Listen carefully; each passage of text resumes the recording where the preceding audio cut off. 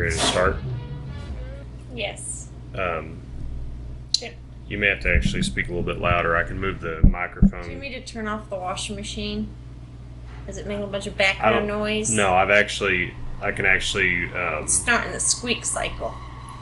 Right, I can actually remove all of that in post, actually. So nobody's really going to be able to hear that. Good. So, are we ready? Are we ready to start? Yeah. Okay. You're going to need to sit closer to the microphone. Okay. And Testing. no, that. Welcome back to another episode of Restroom Reviews Presents Go Set a Watchman, the web's only anti-cyberbully podcast endorsed by the Anti-Cyberbully Network. And I'm your host, Danny Ball, and I'm joined here once again with Katryn. And Katryn, can you go ahead and introduce yourself? I am Katryn. Okay, thank you for that introduction. You're welcome. Okay. You're very welcome. Okay, you can stop. If you talk too close to the microphone, it actually blows. The levels get too high, so I have to. Long story short, it makes a lot of work for me in the long run, in the long term. I have a statement that I would like to read. Okay. Good, the squeak cycle's done on the washing machine. Okay. Are you ready for me to read this statement? Ready when you are. I took a walk around the world to ease my troubled mind. The whole what? I left It's my like a really body. long walk.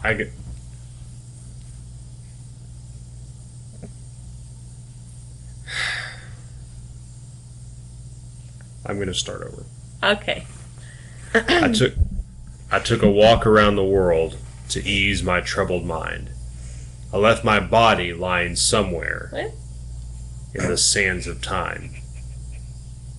But I watched the world float, Katryn, to the dark that in side there? of the moon. I feel there's nothing I can do. I've watched the world float to the dark side of the moon. After all, I knew it had to be something to do with you. I really don't mind what happens now and then, as long as you'll be my friend at the end.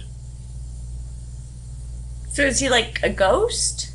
This is a statement that I am reading. Are you a ghost? You didn't write that though, did you? And I'm saying I really don't mind what happens now and then, as long as you'll be my friend at the end, Katryn. I will. And do you know who I'm? No, I'm saying that to our listening audience. Oh, you were looking at me. You weren't looking at the audience.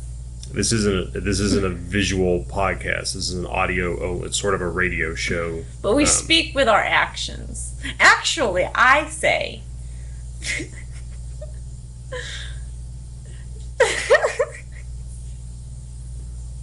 I The don't feel, actions speak louder than words.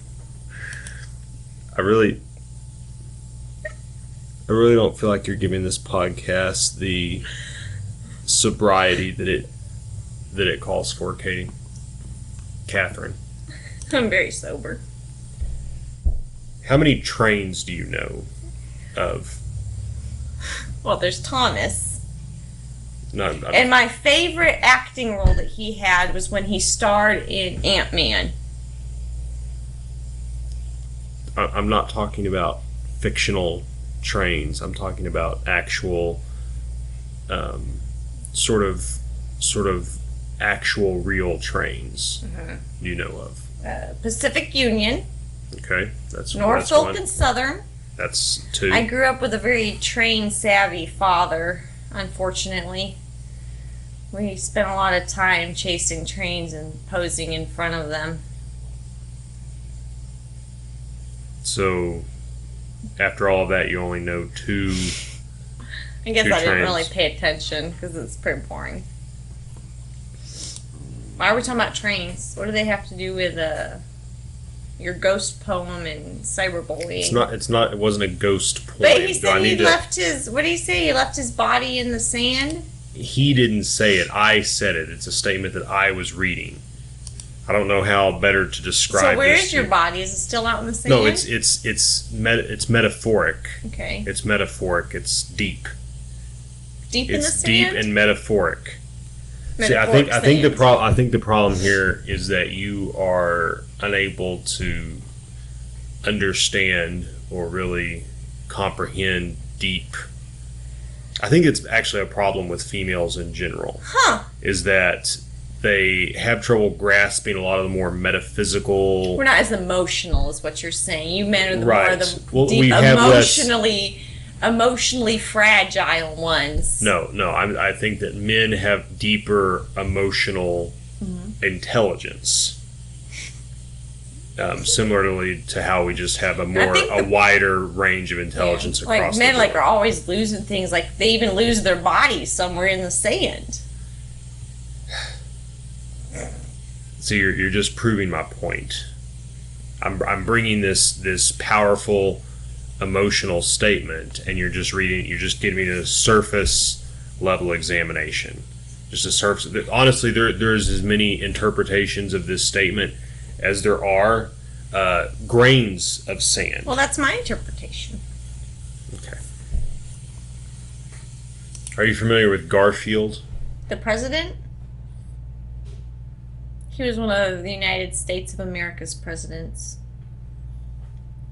I really feel like you're just everything I say. You're just trying to just twist it. Well, the last time you it. asked about a train, so I gave you a fake train. You said you wanted the real thing, so now you're asking about Garfield. So I'm assuming you want the real Garfield, not like some fake cartoony one. I have. I never know when you're being literal and figurative and metaphorical and all that. This is our listeners of this podcast. They tune into this podcast for not only for cyberbully analysis, but also intellectual musings. And so if I don't bring them that in an auditory sense, I'm absent at my post, as it were. You wouldn't want a guard who's on a guard duty to be AWOL. That means absent without leave. And if I was to not bring my A game to this podcast, that's exactly what our listeners would accuse me of. Mm-hmm. So in regards to that, in conjunction with that, we're going to read the very first Garfield cartoon. Why does the drawing look so different? Now, for our listening audience, once again, Katryn, I need to remind you that this is an audio-only podcast. I think maybe it should be a video. I don't have a video because camera. actions speak louder than words. I don't have a video camera. You should get one. I am a little worried that maybe the sound of the washing machine might be overpowering. That's what I said. You didn't listen to me. I'm going to turn it off. Okay. Okay, for our listening audience, she is going to. What I'm going to do is I'm going to actually narrate what you're doing. So she's gone. She has turned off the washing machine, and she's now returning. I actually didn't turn it off. I just opened the lid. When you open the lid, it stops going. Okay. Hi there. Hi. I'm John Arbuckle. I'm a cartoonist, and this is my cat, Garfield. Those are the first words that are pinned, as it were, in this first panel of the first ever Garfield cartoon. And in it we see John Arbuckle sitting, and Garfield is sitting on a sort of bedstand. There's no bed there. Sort of a dresser. In the second panel, we have Garfield, and now Garfield is saying, or he's actually thinking this internally. The way Garfield communicates, and for those of you who are not familiar with Garfield, Garfield communicates through his thoughts. That's how he communicates to John, is telepathically. Hi there. I'm Garfield. I'm a cat. This is my cartoonist, John. So you see there's a little bit of a kind of a turning of the tables here. You know, who belongs to who. The drawing table, as it were. There is a drawing table in these pictures. In the final panel, John says, our only thought is to entertain you. And presumably he's speaking, addressing us, the audience. And Garfield, and even though this is the first ever Garfield comic strip, we get a glimpse of Garfield's cantankerous attitude, as it were. He says, feed me. Mm. So, Cameron, what would you say is the deep metaphorical... You're supposed to call me Danny on this podcast. Danny, what is the deep metaphorical message that Garfield is wanting to portray deep into the depths of our hearts? Okay, so see, this is where I feel that females sort of sometimes follow the wrong thread, to use a sewing term. Not everything is metaphorical. Some things are literal. Now, this comic strip is intended, it's a gag strip. We call this a gag strip. It's sort of a joke. There's a sort of to, cause yucks. Ooh. And the gag at the end of this is that John is saying, our only thought is to entertain you. No, I However, get it. the contradiction... I get the punchline. No, the contradiction is that Garfield then, his actual thought is he's wanting John to feed him. Yeah, right. I know that I myself am not like a big time hotshot podcaster like thyself, but I did get the punchline, even though I'm not as famous as you or whatever. In celebration, this is the 5th ever Go Set a Watchman Anti-Cyberbully Squadcast that we've filmed so far. This is the fifth one. Is it called filming when it's an audio? Yes. And in celebration of this podcast, we're going to play a little guessing game. Ooh. And you'll be the main participant, but our audio listeners is it a call-in? can actually no. Oh. They can feel free to call in after the fact, though, for their guesses. So here's how the game works. Okay. So what I'm going to do is I'm going to think, and this is in celebration of this being our fifth. You're gonna think, huh? In celebration of our 5th episode, I'm going to think of a number between 1 and 5. Okay. Mm-hmm. And here's the sort of the twist. I'm not going to say that number out loud. Mm-hmm. Okay, so I'm going to think this number internally, silently, between 1 and 5. And you, as well as our audience, are going to try to guess this number. And you have, really boring. I'm going to say you have 5 attempts. You have 5 guesses. So I'm thinking of the number, and 5. Is that it? Yeah, the number. Yeah, the number was 5. See, I know you well. That was a fun game. I was sort of planning on that. I was thinking of the number 5, and it's because this is actually the 5th episode that we have created for this podcast. And so thank you for playing.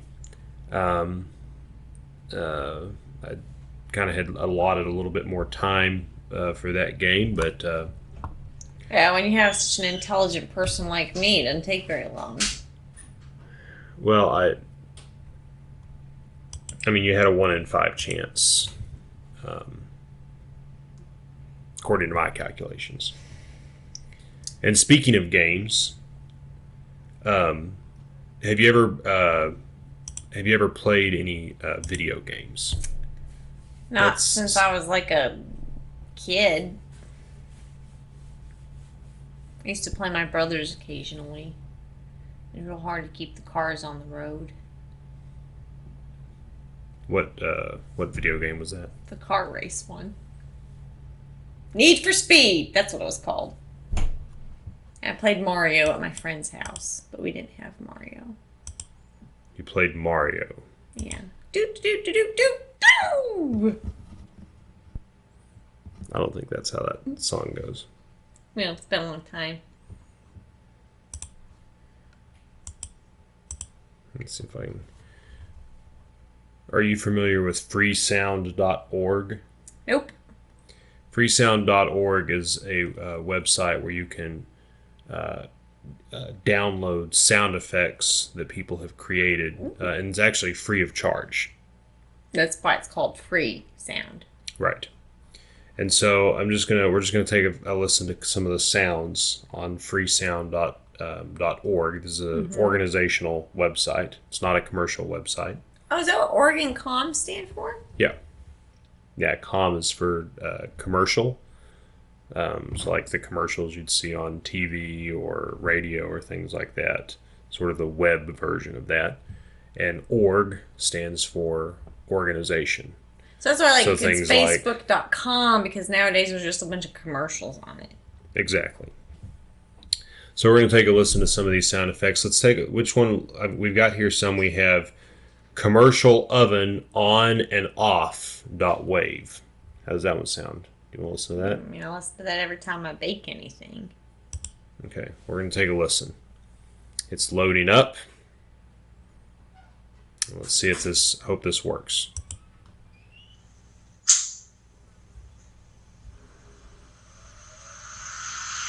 It sounds like my oven.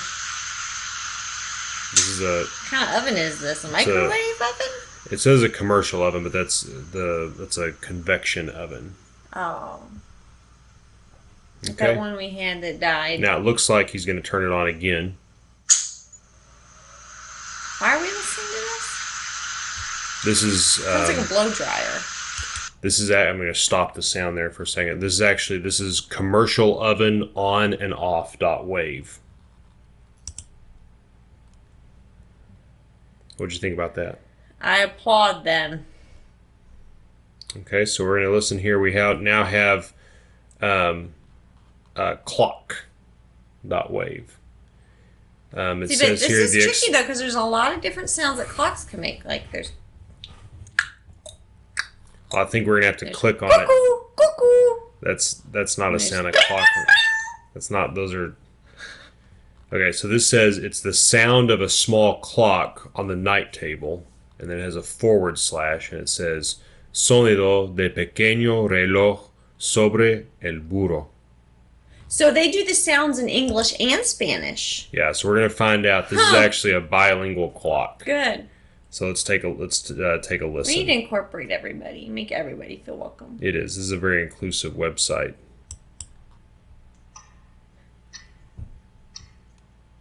Yeah.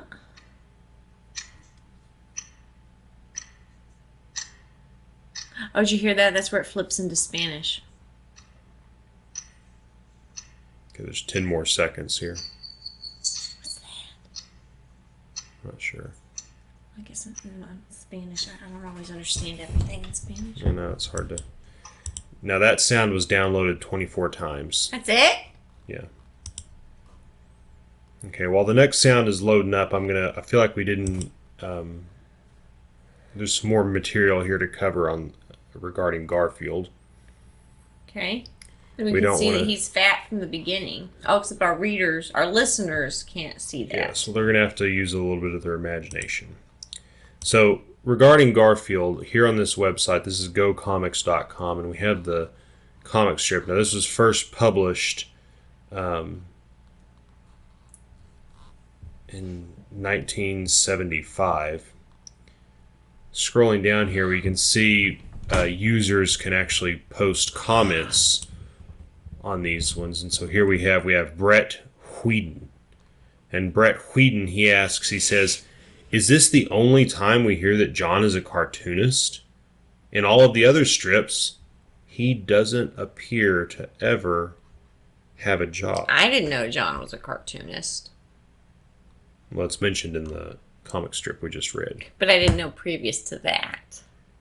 Well, then it sounds like you and Brett Whedon have a lot in common. Whedon.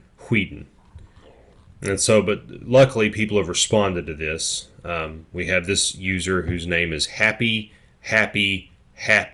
And they're actually a premium member. What kind of parents would name their child Happy? They ran out of ideas after the first name. So this person is a premium member. And this person, they say, sad. he says, it gets mentioned occasionally. Okay. And then we have another person. Their name is Rufus the Naked Mole Rat. I'm disgusted at parents. And he says, you realize that these aren't people's actual names. Well, they aren't going to lie. Okay, he says... Put a fake name. Well, let's see what Rufus has to say. He says, well, his occupation as a cartoonist has been mentioned in The Garfield Show. I'm not familiar with that one. And maybe on Garfield and Friends. Well, John isn't on Garfield and Friends, is he? What? I thought it was just It was just those barn friends, the duck with the floaty. Is John in the Garfield and Friends? Now, Katie, I may not know much. Yeah, that's for sure. But what is John, if not Garfield's friend? No, but you know how, like, after the normal Garfield show, there would be Garfield and Friends? Yes, I know, but John is in the Garfield segments of the Garfield and Friends TV show. He features prominently. So the whole thing is called Garfield and Friends? Yes. Not just the Garfield and Friends? No, the whole show. The show is called Garfield and those Friends. It's called Garfield and Friends. Oh, I thought just the last part that has, like, the barn animals. It's, like, way better than, like, the actual Garfield part. No, it's worse. His friends are better than him. No one liked the barnyard. There's like and that it's not barnyard. It's U.S. Acres. Oh. And no one liked it. Ago. Not a single person liked it. I did. There's like that duck, and he's scared of everything, and his eyebrows were not attached to him. What was his name? I don't remember. The sheep was lanolin. There's a pig. So let's continue reading here. I don't want to leave any stone unturned on this Garfield question. This is John's occupation question. Weatherford Joe chimes in and he says, when Liz and John first started dating, Liz brings it up to her parents. Her mother begins breathing into a paper bag upon finding out. And yes, it was brought up on several occasions in Garfield and Friends. Are cartoonists looked down upon? Are they cyberbullied? Yes, I would say that cartoonists are the original cyberbully. And so then finally, the final reply comes from Tarn Writer. Easier for the real cartoonist if he not have to draw both work and home backgrounds, or have to keep coworker characters straight. And I think that's a good... I think Tarn Writer brings up a good point, is that if he has too big of a cast of characters, or if he's having to keep coworker characters and home characters straight, it really would be very confusing. Is it common for cartoonists to write about cartoonists? Yes. Because there's that other comic that does it too. What other comic? Womp. That's a web comic. Well, this is on the web. No, this So is it's a web in comic. a newspaper. No, it's on the web now. No, it's in the newspaper. Now, Tarn Writer, I was confused by that. because I'm unfamiliar with the term tarn writer. So we can click on his profile here, and he has some recent comments. We can read all of the comments he made. Here's one he says. He says, I used to work in call center doing tech support for iPhones when they first came out. I talked to a guy who made first flashlight app for them. All he did was write simple program that turned on every pixel on screen. It was so basic it had no on-off switch. Just activate app or shut it off. He said he was just experimenting. Never knew it would become popular. What do you have to say to that? Is this in response to something? This is in response to apparently a comic strip called The Dogs of Sea Kennel. Okay. Do you have a flashlight on your cell phone? Yes. Good. Now here's something that is perhaps more up your alley, as we say. I know that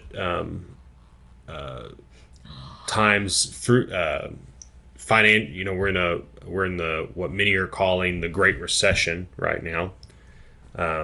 Finances are tight, and so I looked up some frugal living tips. Oh, I'm a pro at frugal living tips. What are some of your frugal living tips? What's something that you do to save money?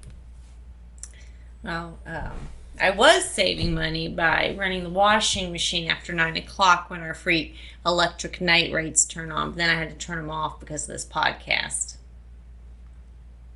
So now I'm going to have to stay up even later doing laundry to save money. Okay. That's a good tip. I'm sure that our listeners will be glad to hear that. So let's take a look. It only applies if you have free night rates. Now this person, this is from www.iwillteachyoutoberich.com /blog. So it's commercial because it's .com. Yes, this is a commercial website. And this person's are saying these are the 5 worst frugal tips. Oh, it's like things you should not do. So these are things that you shouldn't do. So let's take a look here. It says the bad frugal living tip is to make do-it-yourself things. It says that's a bad frugal Why? tip. Because it says unless you actually like DIY, nobody should turn to it as a way to save money on your day-to-day. What? Well, they answer the question. They say we should use our time to do the things we love. Yeah, that's a rich person talking. Well, the name of the website is I Will Teach You to Be Rich. Yeah, he's probably teaching all his already rich friends how to be rich.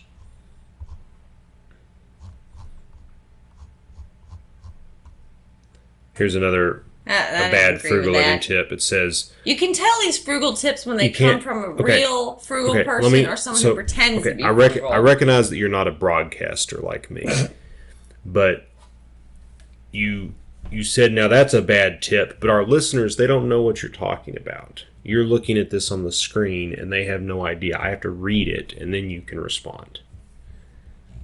So I'm going to read it. This is bad frugal living tip number 3. Did you skip number 2? It wasn't interesting. Oh. Take surveys for quick cash. I do that. I'm sorry. They say here that it's a bad. I don't care what they say. I do tip. It. I got a $3 Amazon gift card today because of that. I know, but let me let them speak. They say taking surveys is not a good way to make money. Sure, they give you money, but it's bad money. What? How's it bad? How is any money better than other? It's like blood diamonds. Is it like some little kid over in some countries like having to dig these Amazon gift cards out of the dirt for me? Basically. Let me continue reading. I'm talking about making a few dollars for a half hour of your time. say a survey pays $10 and it takes 30 minutes to finish. That'd be $20 an hour you're making. Nice. Which is good. Yeah. Right? Right. Nope. What? Especially when you consider the fact that those surveys come few and far between. You could be putting time into finding a stable job you love. And 3, you could use the same half hour to save hundreds of dollars with just a few phone calls. What phone calls are those? You call your car insurance, your cell phone plan, and the person you pay rent to, and you negotiate better deals. So you call your landlord and you negotiate I am a my cheaper own landlord. price. I'm going to negotiate a price with me. He's assuming everybody's being stupid and paying way too much to begin with. Bad frugal tip number 4. Sell your hair on eBay for cash. I never thought of that. I did give my hair away as a teenager, but I didn't sell it. But you know who did sell it? Oh, one of my all-time role models, Jo March. She sold her hair to get her father back. Is that the and one? And she is an example to us all. Is that the one? In her own words, I that, sold the only thing that was rightfully mine. Is that the one? I didn't beg, borrow, or steal for it. Is that the one where she has to sell her hair and she buys the watch chain? No. And her fiance sells his watch to buy her a hair comb. No, because if I was in that situation, I simply would have gotten a second job and saved a little bit of money to buy the watch chain rather than selling my hair. I'm too busy taking these surveys. And this person on this website on I Will Teach You to Be Rich, she has contrasted these bad frugal tips with the ultimate good one. This is the ultimate good frugal tip. Are you ready for it? I'm ready. Sign up for my newsletter. Yeah, sign up for my newsletter so I can beg you to buy my book and spend lots of money buying my book, which has information you can get for free off the web.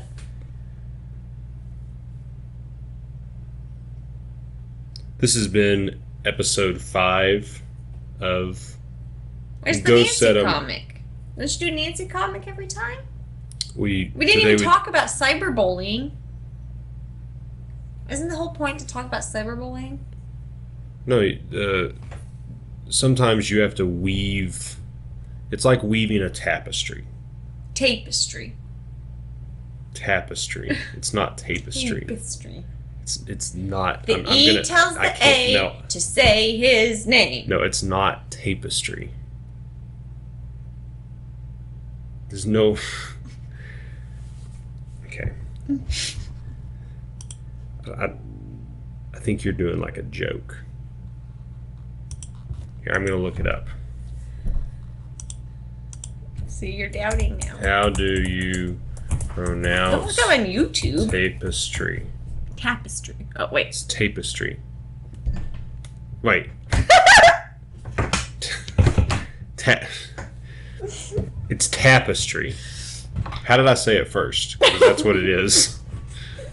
I'm a million times sure that it's tapestry. Okay, I'm gonna click here. What? Okay. They have it on YouTube? Yes. How do you pronounce tapestry? Let's listen. Me click. Let me make sure. Will the audience be able to hear it? I'm making sure it's turned up. Hold on.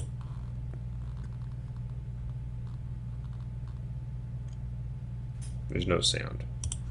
Well, you turn the volume up. So you say it's silent. What?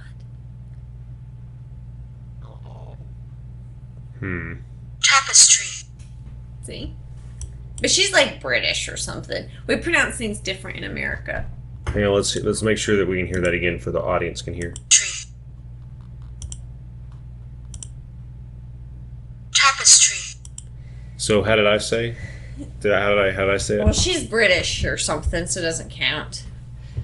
It's different English. It's a different language. What were we saying about him?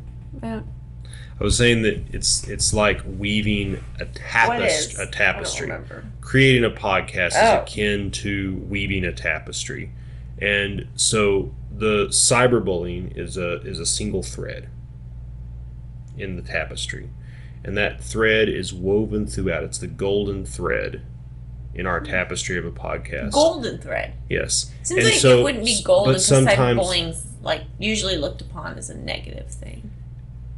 it's golden because we are combating it. And so sometimes that thread weaves in and out. It may disappear for a time, but it's always integral. It's not integral.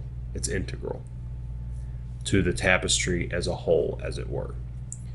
And so today was more focused on Garfield and numbers.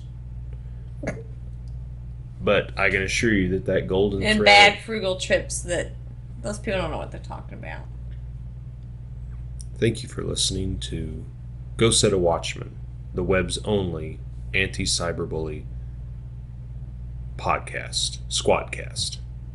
I'm your host, Danny Ball, and we've been joined today once again by Katryn. Thank you,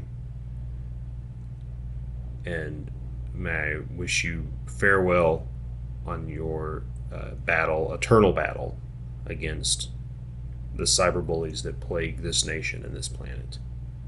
In this universe, because now we're going to be sending people to Mars soon. And I bet you there'll be cyberbullies there too. I can assure you that no matter where we go, we will be hounded by cyberbullies. But for as long as there is an enemy at the gates, I will stand there, my sword ready and my sword true, to defend us against this cyberbully threat. I take a walk all around the world to ease my troubled mind. I left my byline submarine a center times. I watch the world flow to the dark side of the moon.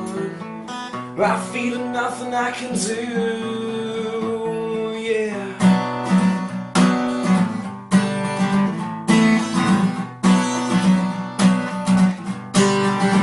I watch the world flow to the dark side of the moon. After all I need is something right with you do. How we don't mind what happens now and then. As long as you be my friend at the end, yeah.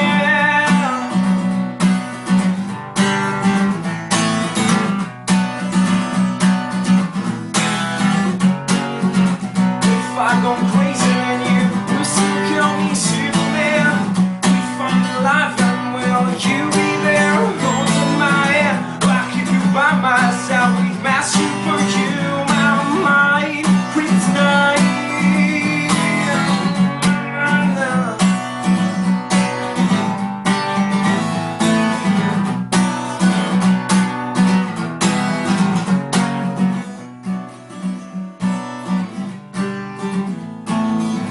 You call me strong, you call me weak, but it's your secrets I'll keep. Granted that I will never let you down. You were so unexpected, I was never in. Put you down, back to soul's ground, yeah. If I go crazy, then you will still call me Superman. We find a life unaware, you'll be there, holding my hand, walking by my side with my superhuman mind. Kryptonite, yeah.